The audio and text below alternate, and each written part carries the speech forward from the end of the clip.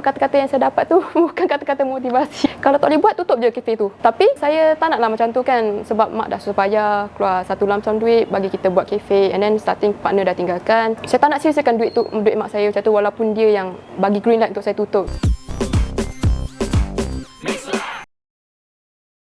Hai, nama saya Lisa Rahim. Saya owner kepada Momento Cafe Setia Alam. Momento ialah sebuah kafe, and then masa bisnes 11 pagi sampai 11 malam. Lokasi di Setia Alam, Section U13 Shah Alam. Bisnes Momento Cafe ni dimulakan pada tahun 2013 bulan Februari 29. Ibu saya, dia sponsor kepada Momento Cafe time tu. Time tu saya muda lagi.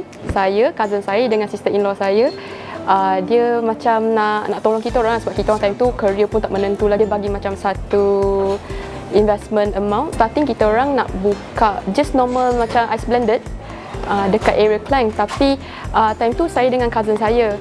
So after that, when my sister-in-law join in, dia bagi idea lebih kompleks, which is cafe. Masa saya study dulu, saya suka macam balik sekolah, penat, lepas tu order makanan daripada pekerja lah. Time tu rumah kita orang ada housemate. Lepas tu saya suka buka TV kat living room, lepas tu keluarkan kerja sekolah, and then tunggu makanan. So bila kita orang tengah fikir konsep Momento Cafe ni, yang saya terfikirkan, saya nak konsep macam rumah, kita boleh relax. Waktu tu kita banyak sofa, macam boleh baring-baring sambil enjoy makanan yang sedap, lepas tu kita boleh buat kerja macam tu. Semasa Momento Cafe dimulakan, kita orang lebih fokus kepada specialty coffee, ice blended dengan dessert. And for main dishes, time tu tak banyak, just around 2-3 dishes je, macam carbonara, bolognese yang standard lah selalu kita dapat kat cafe. Dalam keadaan yang zero experience, zero knowledge, kita memang tembak je, memang try and error. Menu-menu tu pun kita cari dekat Google, kita try and error sendiri, tanya kawan-kawan, family okey ke tak. Sebulan setengah selepas cafe ni baru dibuka, dua daripada partner saya bercadang untuk berhenti untuk faktor-faktor masing-masing lah. So saya ambil alih seorang. Banyak benda yang saya kena uruskan, macam operation, kitchen, bar, beli barang, uruskan account. So benda tu semua sangat memenatkan dengan saya yang zero experience time tu. Luckily ada seorang saya punya part-timer, dia culinary student, dia yang start tolong design. Time tu kita orang tengah bincang-bincang nak introduce menu apa, and then dia cakap, oh dekat Damansara ada satu kedai tu, tiap-tiap tengah hari, lunchtime, dinner, ramai orang beratur untuk beli dia punya menu tu. So dia ceritalah macam mana rasa dia, pakai apa. Time tu Lisa tak ada ke Damansara, tapi Lisa imagine apa dia cakap, rasa macam mana, and Lisa gunakan apa yang ada dekat kitchen tu, Lisa create, and Lisa bagi dia rasa. Dia kata, ya, dia kata rasa dia lebih kurang macam ni. So kita orang, itulah cara dia datang best selling menu kita. Tak lama kemudian, saya punya batch part-timer culinary tu dah berhenti. Saya dapatlah hire seorang chef daripada Australia. Dia Vietnamese Australian. Dia is quite a great cook lah bagi saya. Dia banyak experience. Dia nak masuk sebagai partner. So kita orang bincang-bincang, saya cakap okey boleh. So bila dia masuk tu, dia introduce big range of menu time tu. Yang saya dapati, Australian chef tu dia tak konsisten. Kadang-kadang dia boleh masak sedap, kadang-kadang dia boleh masak tak sedap. Profit yang dia target tak menepati dia punya target. Saya pun rasa susah time tu deal dengan dia, sebab dengan dia punya temper, dia punya kerana dia sangat-sangat susah bagi saya. Saya ni dah jadi macam servant untuk dia. Saya keluar jadi runner, beli barang balik, and then dia balik, dia bagi tahu saya nak beli lagi something kat tempat yang sama, saya keluar lagi balik, saya buat je. Tapi at one point of time saya perasan saya dalam ketakutan. Saya takut dia punya temper, saya penat untuk serve kemauan dia. Start saya rasa macam saya tak mahu terus partnership dengan dia, and saya bagi tahu sebab time tu masih time probation lagi. So saya masih sempat untuk reject dia punya agreement tu. Masa dia pergi tu, dia biarkan je. Dia memang tak train saya betul-betul. Saya punya staff yang ada control balik kitchen. Saya tengok apa menu-menu yang dia ada tu, saya try and error sendiri dekat kitchen. Sebab saya bukan culinary background, tapi saya ada diri rasa yang agak kuat, yang agak sensitif, and saya boleh try and error sendiri. Saya boleh cari balik rasa tu yang sesuai dengan cita rasa orang-orang tempatan. Ada seorang karakter ni, time tu nama dia Uncle Wong. Uncle Wong ni, dia sebelum ni dia chef pada Asian punya menu. So bila dia masuk ke Momento Cafe and dia masak masakan Momento Cafe, gunakan cara Asian dia. Momento tu lah di mana Momento Cafe start dapat rasa yang Western fusion tu. Next, Uncle Wong tu dia pun pekerja yang sangat bermasalah. So dia dah pinjam duit saya.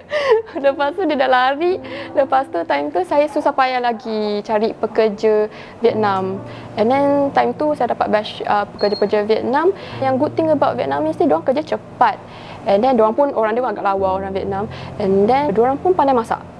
And then diorang ada introduce lah some menu Vietnamese yang macam chicken balado tu. Actually chicken balado tu saya ambil nama daripada menu Indonesia dulu saya pernah makan. Saya just pop up nama tu. So saya ambil dia punya lauk chicken yang sambal tu, saya letak nama tu. Ada satu pagi tu saya dapat terima call daripada salah satu daripada pekerja saya, orang Vietnam juga.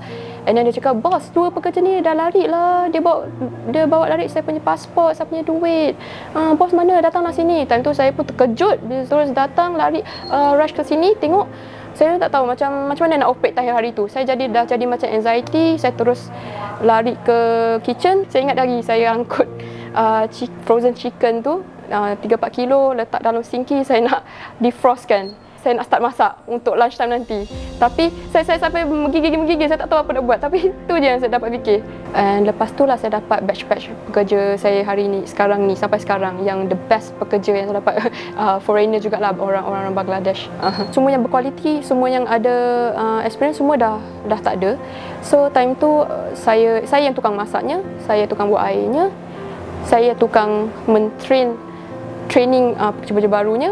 Saya tukang purchaser, and then tukang buat account, bookkeeping, and then tukang cuci toilet. Semua saya buat lah, semua saya bising sampai time tu tekak saya sampai naik radang lama, sampai 2 bulan. Tapi saya just do step by step, one step at a time, and then sampai semuanya stable, semua ada experience, semua keep on running like normal, and then things getting better lah after that. Kadang memang kita ada buat silap. Daripada story yang saya cakap tadi, banyak huru-haranya masalah staff ni, itu ni. So dekat Google review semua memang dapat kecaman macam makanan teruk lah, memang pernah dapat. Tapi kecaman yang saya tak berapa boleh terima tu kecaman dia kecam saya punya pekerja-pekerja Bangladesh. Sebab ada reason kenapa saya hire orang-orang Bangladesh, sebab niat diorang datang ke sini ialah untuk bekerja. So bila saya perlukan diorang, diorang memang ada kat sini. So saya pernah try untuk hire orang-orang tempatan, tapi yang saya dapati sebab kita faham orang tempatan ada family kat sini, banyak aktiviti, and then so bila time busy, peak hours, kita perlukan diorang ada kat sini, diorang tak ada kat sini, diorang tak dapat datang, dia minta off day. And then kecaman yang lagi satu yang saya paling ingat tu, kenapa Momento Cafe bertahan lama. Orang akan cakap, yelah dia kan anak orang senang, macam tu. Tu saya sangat sakit hati. Kalau saya berdepan dengan orang tu, sebab saya dengar desas-desus macam tu. Kalau orang tu ada berhadapan dengan saya akan tanya dia. Masa pekerja-pekerja Vietnamese tu sabotaj saya, semua lari, mak bapak saya boleh tak datang sini masak untuk saya, cari train pekerja untuk kafe saya. Saya tak rasa dia boleh jawab jawapan tu. Selama kafe Momento ni dibuka, maybe ada masa first month tu ada rugi sikit lah, saya cover sendirilah. Tapi after that saya manage dia punya financial, saya pandai cut cost lah, saya banyak cut cost.